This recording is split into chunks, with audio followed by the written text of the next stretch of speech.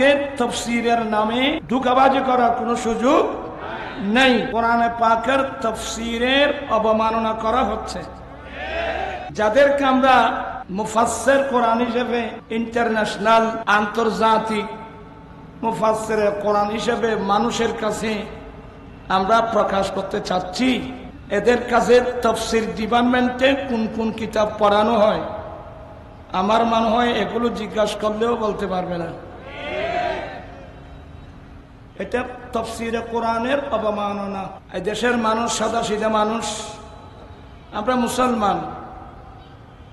রাজনৈতিকভাবে আপনি যে দল করেন, কিন্তু আপনি যদি মুসলমান হয়ে থাকে আপনার রক্তের মধ্যে আমার দয়াল নবীর প্রেমার ভালোবাসা অবশ্যই থাকবে, কোরআনে পাকের মোহাব্বত অবশ্যই থাকবে। আজকে অনেক সরল পান মুসলমান প্রতারিত হচ্ছে, যেখানে ডাইরেক্ট আমার রাসূল বলছেন মান ফাসসারাল কুরআনা বিরাইহি ফালইয়াতাবাউ মাকআদাহু মিনান নার। শাইখুল হাদিস যারা মুহাদ্দিসিন বড় বড় জিজ্ঞাসা করবেন এই হাদিসটা আছে কিনা।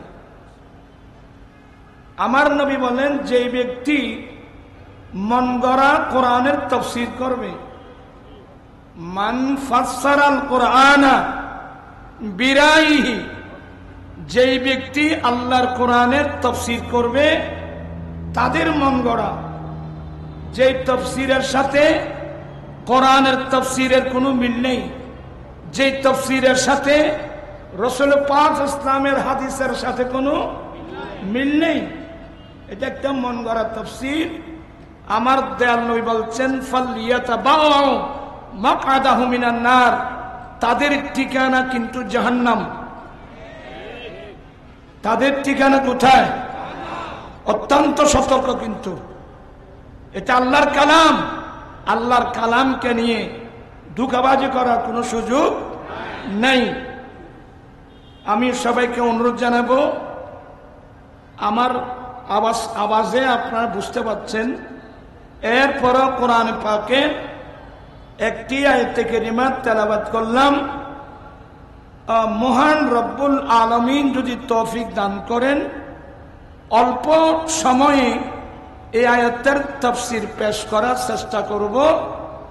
আপনারা আন্তরিকতা নিয়ে বসবেন, বুক ভরা আল্লাহ এবং রসুলের প্রেম নিয়ে বসবেন, আল্লাহর কোরআন বুঝার জন্য চেষ্টা করবেন। আমি প্রাথমিক পর্যায়ে কয়েকটা হাদিস বলবো। এই যে আপনারা আজকে তাফসীরুল মাহফিলের মধ্যে আসছেন, সবাই তালেবে ইলম হয়ে গেলেন। আমরা সবাই কি হয়ে গেলাম? তালেবে ইলম হয়ে গেলাম। তালেবে ইলম হতে পারলে তাদের মর্যাদা কত বড়। আমার মুখে মুখে কয়েকটা হাদিস শরীফ পড়বেন। ক্বালা, মনোযোগ আছে নাকি? ক্বালা রাসূলুল্লাহি সাল্লাল্লাহু আলাইহি ওয়াসাল্লাম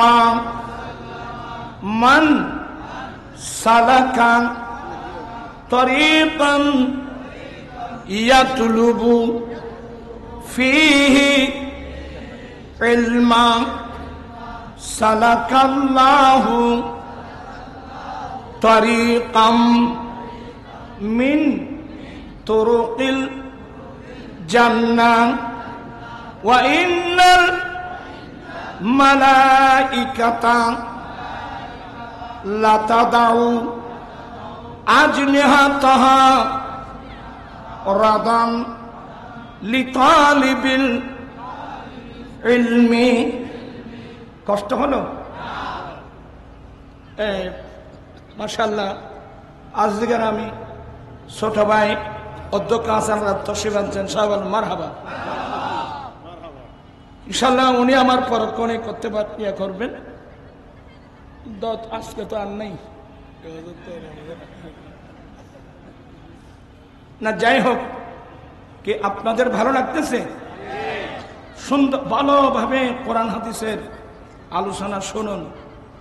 আল্লাহর নবী বলেন, যেই ব্যক্তি রাস্তা অতিক্রম করে যাবে কোন উদ্দেশ্যে, দ্বীনের জ্ঞান, ধর্মের জ্ঞান অর্জন করার উদ্দেশ্যে, কোরআনে পাকের তাফসীর শোনার উদ্দেশ্যে, দ্বীনের জ্ঞান, ধর্মের জ্ঞান অর্জন করার উদ্দেশ্যে যেই ব্যক্তি রাস্তা অতিক্রম করে যাবে, রব্বুল আলামিন তাকে জান্নাতের যেই কোন একটা রাস্তা দিয়ে চালাবেন।